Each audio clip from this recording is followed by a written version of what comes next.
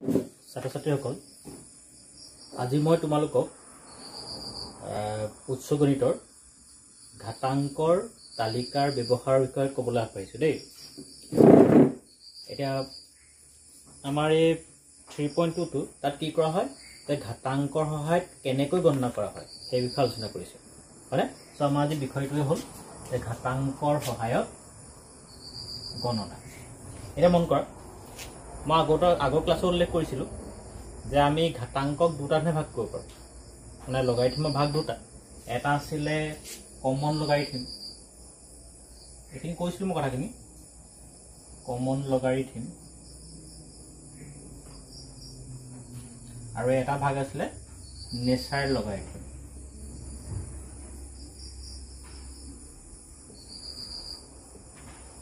এটা কমন লগাৰিথম কোনবিলাক যে যিবিলাক লগাৰিথমৰ বেছটো 10 হয়, মানে এনেকুৱা লগ m টু দি বেছ 10।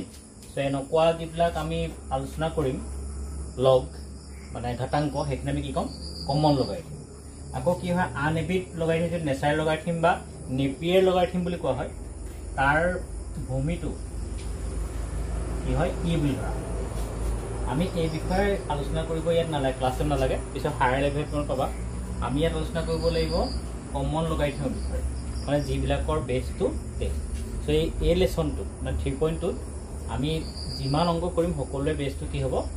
10 থাকিব, মানে ভূমিটো 10 থাকিব, হয়নে?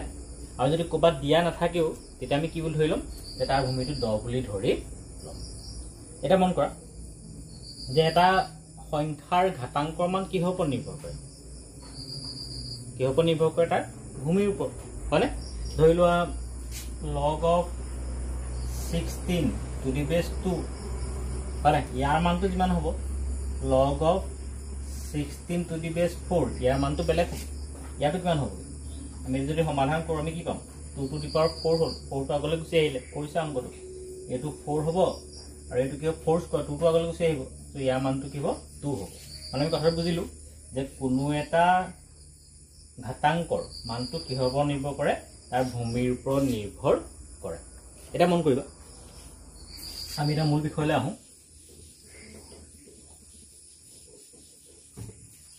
যে আমি আগতে পাইছিলোঁ লগ অফ 1 টু দি বেছ 10, ইয়াৰ মানটো কিমান হয়গৈ? 0 হয়, হয় নহয়? কেনেকৈ জানো নহয় যে লগ অফ 1 টু দি বেছ 10, ইয়াৰ আমি কি লিখিব পাৰিম? Log of 10 to the power 0 to the base 10। কোনো এটা সংখ্যাৰ যদি সূচক যদি 0 হয়, যদি 1 হয় তাৰ মান, তাৰ সূচকটো যদি 0 হয় তাৰ মানটো এটা কি হ'ব? 0 হয়, পাইছোঁ আমি আগতে।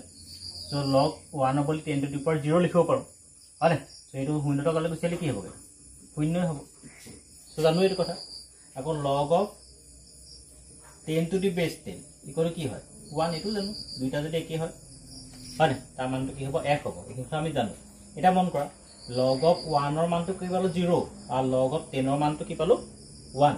এতিয়া আমি এটা কথা অনুমান কৰিব পৰা নিব, লগ অফ 2 বা লগ অফ 3, তেনেকৈ লগ অফ 9 লিখে। ইয়াৰ প্ৰত্যেকৰ বেছটো কিমান আছে? 10 আছে। যদি বেছটো মই একো নিদিওঁ তেতিয়া কি বুজিবা? 10 বুলি জানিবা দেই। ইয়াৰ মানটো কি হ'ব? 0তকৈ ডাঙৰ হ'ব, হয়নে? আৰু কি হ'ব? 1তকৈ সৰু হ'ব, হয়নে? কাৰণ এইকেইটা কি আছে? 2ৰ পৰা 9লৈকে ই ক'ত আছে? 1 আৰু 10ৰ মাজত আছে, হয়নে? যিহেতু 1 আৰু 10ৰ মাজত আছে, সেইকাৰণে কি হ'ব ইয়াত যে ইহঁতৰ মানবিলাক কি হ'ব? 0তকৈ ডাঙৰ হ'ব, 1তকৈ সৰু হ'ব। মানে আমি এনেকৈ ক'ব পাৰোঁ নেকি যে লগ অফ 2 মানটো উলিয়াব লগা হ'ল, লগ অফ 2 টু দি বেছ 10, ইয়াৰ মানটো কি হ'ব? 0তকৈ ডাঙৰ হ'ব, চিয়'ৰ, 0 প্লাছ, হয়নে? 1তকৈ সৰু হ'ব। 1তকৈ যদি সৰু হয়তো কি এটা দশমিক ভগ্নাংশ হ'ব। 0 প্লাছ কি হ'ব? এটা দশমিক ভগ্নাংশ। কথা বুজি পোৱা হৈছেনে বাৰু? মানে 0ৰ লগত কিবা এটা যোগ হৈ থাকিব, হয়নে? আৰু 0ৰ লগত কি হ'ব? এটা ভগ্নাংশ যোগ হ'ব লাগিব। যদি গোটা সংখ্যা যোগ হৈ যায় কি হ'ব? 1তকৈ ডাঙৰ হৈ যাব, হয় নাই? চ' লগটো মানে এনেকুৱা হ'ব, লগ 3 মানো কি হ'ব? 0 প্লাছ কিবা এটা ভগ্নাংশ হ'ব, হয়নে? আৰু যদি মই উদাহৰণটো তোমাৰ ক্লিয়াৰ হ'ব, ধৰি লোৱা আৰু এটা জানো আমি লগ অফ 10 টু দি বেছ 10 কি পালোঁ আমি? 1, আৰু লগ অফ 100 টু দি বেছ 10 কিমান হ'ব log of 100 মানে কি 10 স্কয়ার টু দি বেছ 10 মানে কি হ'ব 2 হ'ব হয়নে এটা ক্লিয়াৰ আমি এটা কথা ক'ব নিব যে log of 11 আমি অনুমান কৰিব পাৰিম নে বাৰু log of 11 two the base 10 log of 12 two the base 10 এনেকৈ যদি গৈ থাকোঁ log of 99 two the base 10 এইটা কি হ'ব এটাৰ মান কি হ'ব একতকে ডাঙৰ হ'ব হয়নে আৰু কিহতকে সৰু হ'ব দুইতকে সৰু হ'ব কাৰণ ইয়াৰ কি আছে 10 আৰু 100 মাজত এইটা আছে সো ইয়াৰ মানটো একতকে ডাঙৰ হ'বই লাগিব আৰু দুইতকে সৰু হ'বই লাগিব আমি এটা কথা ক'ব পাৰোঁ ধৰি লওঁ যিকোনটা মান ধৰি log of 11 বা 12 যে কওঁ plus two the base 10 equal to মই কি ক'ব পাৰোঁ যে কিহতকে ডাঙৰ হ'ব একতকে ডাঙৰ হ'ব 1 যোগ কি হ'ব এটা দশমিক ভগ্নাংশ বুঝছানে তেনেকৈ আমি চাই যাব পাৰোঁ তেনেকৈ আমি কি চাব পাৰোঁ যে log of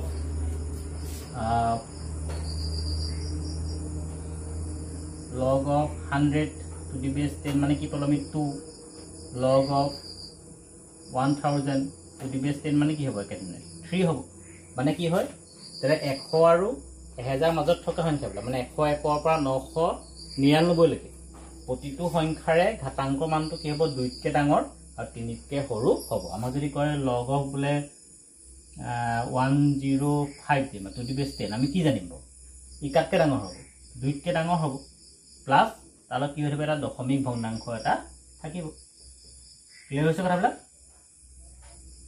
সো এই গোটেইখিনি কথাৰ পৰা আমি কি এটা অনুমান কৰিব পাৰোঁ যে আমি এটা কথা অনুমান কৰিব পাৰোঁ যে লগৰ যিবিলাক মান হয় প্ৰতিটো মন কৰচোন বাৰু ইয়াৰ ক্ষেত্ৰত কি পালো 0 যোগ দশমিক ভগ্নাংশ পাইছনে log 2 মান হয় নহয় তেনেকৈ log কি হ'ল 11 মান কি পালো 1 যোগ দশমিক ভগ্নাংশ আৰু log 105 to the base 10 তাৰ কি পালো 2 প্লাস দশমিক ভগ্নাংশ তাৰ আমি এটা কথা ক'ব পাৰোঁ যে কোনো এটা সংখ্যাৰ ধৰি যিকোনো সংখ্যা x to the base 10 ইয়াৰ মানটো ইয়াত দুটা অংক থাকিব ধৰি এটা মই কি লৈ a এটা কি ধৰিলো b হল তাৰ a টো কি হ'ব এটা গোটা সংখ্যা এই গোটা সংখ্যাটো কি বুলি কোৱা হয় পূৰ্ণক বুলি কোৱা হয় এই গোটা সংখ্যাটো কি বুলি কোৱা হয় পূৰ্ণক আৰু এটা কি থাকিব দশমিক ভগ্নাংশ থাকিব দশমিকৰ সংখ্যা থাকিব আৰু তাক কি বুলি কোৱা হয় অংক বুজিছানে বাৰু এটো কি কোৱা হয় পূৰ্ণক আৰু এটো কি বুলি কোৱা হয় অংকক বুলি কোৱা হয় কথা বুজি পোৱা হৈছে নে বাৰু হয় না আৰু পূৰ্ণ সংখ্যাটো বা পূৰ্ণক আৰু ভগ্নাংশটো কি বুলি কোৱা হয় অংক এটা পূৰ্ণকটো ইংৰাজীত কোৱা হয় ক্যাৰেক্টাৰিস্টিক সো কেতিয়াবা মই পূৰ্ণক বুলি নকৈ ক্যাৰেক্টাৰিস্টিক বুলি ক'লো তুমি বুজিবা যে পূৰ্ণ কথাই কৈছো আৰু অংকটো কোৱা হয় ইংৰাজীত কোৱা হয় মেন্টিসা এটো কি বুলি কোৱা হয় মেন্টিসা হল সো এটা আমাৰ কথা হল এটা পূৰ্ণক আৰু অংকক কেনেকৈ নিৰ্ণয় কৰা হয় এটা প্ৰথমে চাও আমি পূৰ্ণ কেনেকৈ নিৰ্ণয় কৰা ইছা এটা যে ঘাতাংকৰ পূৰ্ণক নিৰ্ণয় এটা ঘাতাংকৰ পূৰ্ণক নিৰ্ণয় কৰাৰ মেথড কিতাপত বেলেগ দিছে মই সাধাৰণতে কি কৰোঁ দুটা ফৰ্মুলা দিওঁ তলে ফৰ্মুলা চাই লওঁ এক নম্বৰ ফৰ্মুলা হ'ল ফৰ্মুলাকৰ মন ৰাখিব সুবিধা হয় যে পূৰ্ণ অংক কৰিলে ক্লিয়াৰ হ'ব দেই পূৰ্ণ সমান কি দেখোঁ n - 1 হল এটা কথা ইয়াত n টো কি ইয়াত n তে কি বুজায় ইয়াত n হল দশমিকৰ আগত একি নোট কৰিব লাগিব দশমিকৰ আগত থকা অংকৰ সংখ্যা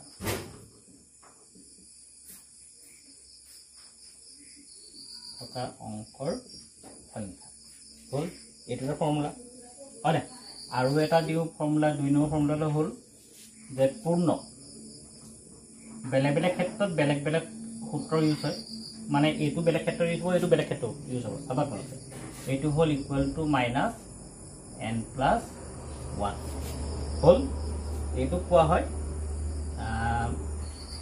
ইয়াত এনটো কি বুজায় যে ইয়াত এনটো বুজাব দশমিকৰ পিছত বা এনেকৈ ক'ব পাৰোঁ দশমিক আৰু এটা বেছি এপ্ৰপ্ৰিয়েট হ'ব প্ৰথম অশূন্য মানে শূন্য নোহোৱা অশূন্য অংকৰ মাজত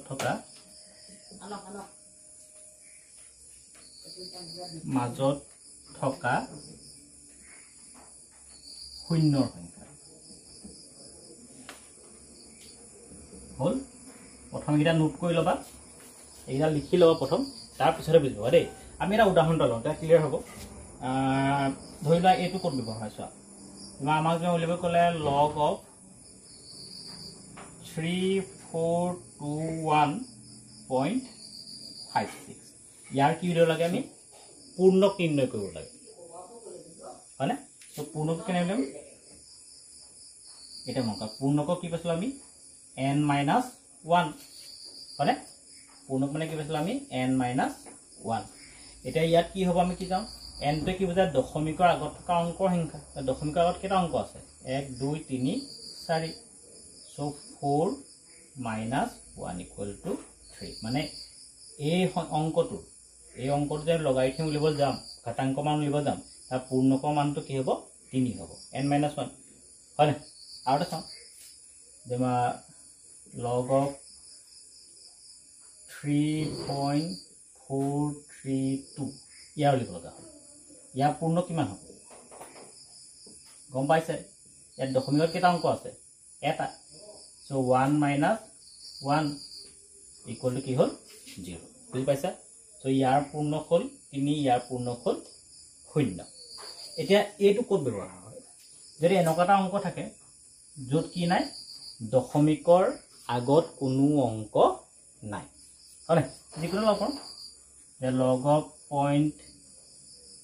0.00035 হ'ল আগত ইচ্ছা কৰিলে 0 দিব পৰা এটা পইণ্টটো ভালকৈ ওলাই থাকে হ'ল এটা কি হ'ল ইয়াৰ আগত কোনো অংক নাই মানে কোনো পূৰ্ণ সংখ্যা কি কোনো স্বাভাৱিক সংখ্যা নাই সো তেনে ক্ষেত্ৰত আমি কি কৰিব লাগিব ইয়াৰ পূৰ্ণ কৰিলে আমি এইটো সূত্ৰ ব্যৱহাৰ কৰিব লাগিব সো পূৰ্ণ সমান কি হ'বগে -n+1 ইয়াত nটোৱে কি বুজায় যে দশমিকৰ পিছত থকা শূন্যৰ সংখ্যা দশমিকৰ পিছত কেইটা শূন্য আছে 1 2 3 4 আমি কি লিখিম -4 + 1 so = -5 so বুজিলে বাৰু এটা কথা ক্লিয়াৰ হৈছে যে দশমিকৰ আগত অংক থাকে হয়নে এটা পূৰ্ণবিলাক হয় ধনাত্মক হয় so 3 হৈছে 0 হৈছে হয়নে আকৌ যদি কি হয় দশমিকৰ আগত কোনো অংক নাথাকে কোন ডিজিট নাথাকে তাৰ পূৰ্ণকটো কি হ'ব সদায় ঋণাত্মক হ'ব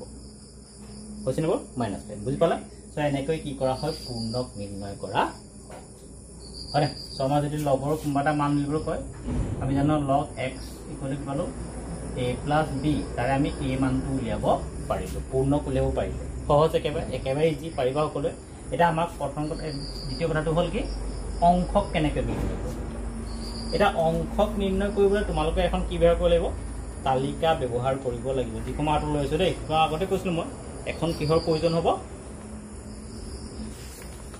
লগ টেবুলৰ প্ৰয়োজন হ'ব লগ টেবুল দোকানত কিনিবলৈও পোৱা যায় হয় নাই বা তোমালোকে কি কৰিব পাৰা মই কি লৈছোঁ এখন গ্ৰাফৰ বহি লৈছোঁ বাৰু সকলো দোকানতে পায় কিতাপৰ দোকানত গ্ৰাফৰ এখন বহি লৈছোঁ গ্ৰাফৰ বহি পিছফালে কি থাকে এই লগ টেবুল থাকে এইখন হ'ল লগ টেবুল মন কৰিছে বাৰু লগ টেবুলত কি আছে ইয়াত কেইটামান কি আছে 0 পৰা 9 লৈকে দিছে বাৰু কেইটামান কি আছে ৰ আছে হয়নে মানে স্তম্ভ আছে আকৌ ইয়াত কিছুমান সৰু সৰু স্তম্ভ আছে এইখিনি মেইন ডিফাৰেন্স তেনেকৈ ইয়াত কি আছে কিছুমান শাৰী আছে দিছে নে সকলে আছে নাই ইয়াত কি আছে 10 পৰা আছে কিহলৈকে দিছে 99 লৈকে দিছে এইখন হ'ল লগ টেবুল এইখনৰ সহায়তে আমি কি কৰিব পাৰিম অংশক নিৰ্ণয় কৰিব পাৰিম হয়নে এটা অংশ কেনেকৈ নিৰ্ণয় কৰিব পাৰি চাই লওঁ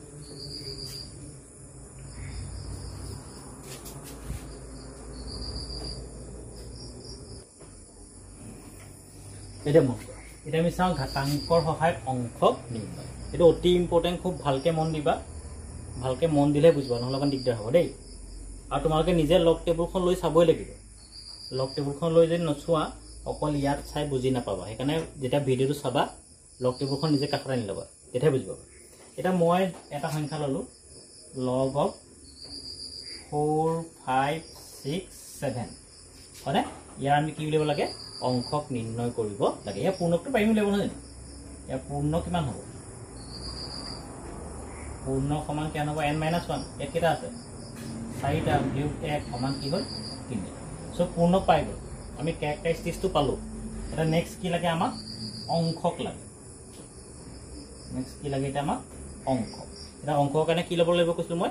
এই লগ টেবুল ব্যৱহাৰ কৰিব লাগিব। এটা মন কৰা, অকল লগ টেবুল মন কৰা।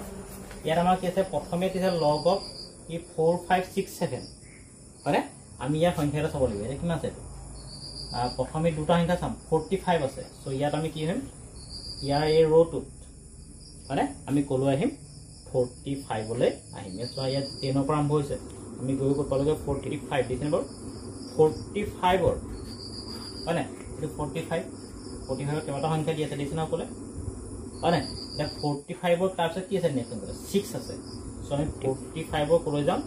6 নম্বৰ ঘৰত লৈ যাম। এই 6 নম্বৰ ঘৰটো। এতিয়া 45ৰ 6 নম্বৰ ঘৰটোত কি আছে? চাব 45ৰ 1, 2, 3, 4 0 আছে ন? 1, 2, 3, 4, 5, 6 এইটো কি আছে? 6590 এইটো কিমান আছে? 6590। চ' অংক কেনে উলিয়াম এতিয়া? 6590 এইটো ক'ত পালোঁ? 45 ঘৰটো কেই নম্বৰ? এইটো গুচি গ'লোঁ আমি ৰাইটো 6 নম্বৰলৈ গুচি গ'লোঁ। বুজি পালা? তাত কিমান আছে? 6590। ইয়াতে চাওঁ আমি এইটো 6লৈকে গ'লোঁ। তাৰপিছত সংখ্যাটো কি আছে? 7 আছে হয়নে? 7ৰ কাৰণে আমি ক'লৈ গুচি যাব লাগিব? ইয়াৰ মিন ডিফাৰেঞ্চলৈ গুচি যাব। মিন ডিফাৰেঞ্চৰ ক'লৈ হয়? 7ৰ ঘৰটো চোৱা 7। চ' 45ৰ মিন ডিফাৰেঞ্চৰ 7ৰ ঘৰটো চোৱা কি আছে? 45ৰ মিন ডিফাৰেঞ্চৰ 7ৰ ঘৰটো কি আছেগৈ? 7 আছে। চ' ইয়ালৈ আমি কি কৰিব লাগিব? 7টো প্লাছ কৰিব লাগিব। 7 প্লাছ কৰিলে কিমান হ'ব? 7, 9, 5, 6 হ'ল। চ' কি পালোঁ? 6, 5, 9, 7। এতিয়া মই আগতে উল্লেখ কৰিছিলোঁ অংশকটো সদায় কি হয়? এটা দশমিক ভগ্নাংশ হয়নে? চ' ইয়াৰ আগত আমি কি দিব লাগিব? এটা দশমিক দিব লাগিব। চ' আমি এতিয়া পাই গ'লোঁ, পূৰ্ণকো পাই গ'লোঁ, অংশও পাই গ'লোঁ। এতিয়া যে আমাক লগৰ মানটো বুলি কয়। চ' লগ অফ 4, 5, 6, 7 ইয়াৰ বেছটো কিমান? 10 নিদিলে আমি 10ও জানিব লাগিব। ইকুৱেলটো কি হ'ব তাহলে? এইটো যোগ এইটো দুটা যোগ কৰিলে কি হ'ব? 3 প্লাছ কৰিলে পিছত বহি যাব নহয় জানো? 3.6597 বুজিলানে বাৰু? ইজি। আমি আৰু এটা উদাহৰণ চাওঁ হয়নে? এইটো মন কৰা এটা উদাহৰণ চাওঁ আমি। এইটো পাতি ল'বা। লগ অফ 3278 এইটো পইণ্ট থকা এটা কৈছা। এটা আগৰ নিচিনা কি? পূৰ্ণকটো কি হ'ব গম পাইছা? পূৰ্ণ কিমান হ'ব? এই দুটা আছে। চ' 2 - 1 = 1 হ'ল। এতিয়া আহিব অংশ। অংশটো এনে আগৰ নিচিনাকৈ কি যাম? ইয়াত আমি দশমিকটো এটা আমি আলোচনা নানো আৰু হয়নে? চ' 32ৰ মানে দশমিকটো কিহৰ কাৰণে ব্যৱহাৰ হয়? পূৰ্ণকৰ কাৰণে দেই। ইয়াত 32ৰ ক'লৈ যাব লাগিব? 7 ঘৰলৈ যাব লাগিব। চ' আকৌ লিষ্টখন চাওঁ। 32ৰ 7 নম্বৰ ঘৰটো চোৱা। 32ৰ 7 নম্বৰ ঘৰত কি আছে? 32 0, 1, 2, 3, 4, 5, 6, 7 কিমান আছে? 5, 1, 4, 5 5, 1, 4, 5 হ'ল। চ' এনে গ'লোঁ। তাৰপিছত মিন ডিফাৰেঞ্চ কি চাম? এটা 8 চাম। কিয় চাইছিলোঁ আমি? 32 চাইছিলোঁ নহয় জানো? চ' মিন ডিফাৰেঞ্চ 8। 8ত কি আছে? 11 আছে। কিমান আছে? 11। চ' ইয়ালৈ 11 যোগ কৰিলোঁ। কিমান পাম? 5 - 1 = 6, 4 - 1 = 5, 1, 5। চ' কি পালোঁ? 5, 1, 5, 6। চ' কিমান ভাম এইটো? এতিয়া 1 চ' এইটো হৈ গ'ল। ইয়াৰ আগত পইণ্টটো বহাই দিম হ'ল। চ' আমি কি পালোঁ? পূৰ্ণকো পালোঁ, অংশও পালোঁ। এতিয়া লগৰ মানটো কিমান হ'ব? কি কৈছিলোঁ? a + b নহয় জানো? মানে দুটা যোগ কৰিব লাগিব। চ' লগ অফ 32.78 = কি হ'ব? 1.5156 বুজি পালা হয়নে? চ' এনেকৈ তোমালোকে কিছুমান কৰি চাব পাৰিবা কিতাপত দিয়া হয়নে? আৰু এটা কথা একেচাতে কৈ যাওঁ। যদি কি হয় আমি ইটো যে চাইছিলোঁ সূত্ৰ যদি আমাক কি থাকে যে দশমিকৰ আগত কোনো অংক নাথাকে তেনেকুৱা এটা